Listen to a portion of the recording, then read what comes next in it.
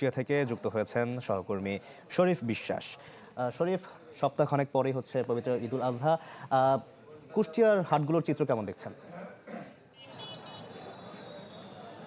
হ্যাঁ শাকিল, আসলে কুষ্টিয়াতে আমরা জানি যে প্রায় 19,000 খামারি রয়েছে। এইসব খামারে বিভিন্ন কোরবানির পশু, বিশেষ করে গরু থেকে শুরু করে ছাগল, হরেক রকমের পশু কিন্তু তারা লালন পালন করেছেন এবং শেষ মুহূর্তে তাদের সেই লালন পালন করা গরু বা কোরবানির পশু তারা কিন্তু হাটে তুলতে শুরু করেছেন। আমি এখন রয়েছে কুষ্টিয়া সদর উপজেলার আইলচারা পশুহাট, যেটি কোরবানির পশুহাট।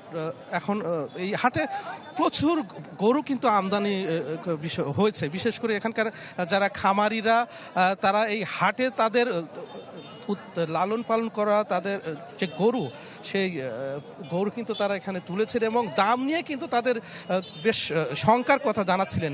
কোরবানির প্রচুর পশু আমদানি হলেও এখানে কিন্তু ক্রেতা সমাগম খুব একটা নেই। আমি কয়েকজন খামারির সাথে কথা বলেছি, তারা জানাচ্ছিলেন যেহেতু তারা বিশেষ করে গরুর যে খাবারের যে ঊর্ধ্বমুখী বা যে হারে দাম বেড়েছে, সে তুলনায় কিন্তু গত 1 বছর তারা যে পশুটি লালন পালন করেছেন সেই পশু বর্তমান যে দাম, বিশেষ করে ব্যাপারীরা বা যারা কোরবানি দিতে ইচ্ছুক তারা দাম বলছেন, সে দামে কিন্তু তারা দিতে পারছেন না। অর্থাৎ এখন সে দামে বিক্রি করতে হলে তারা লোকসানে পড়বেন।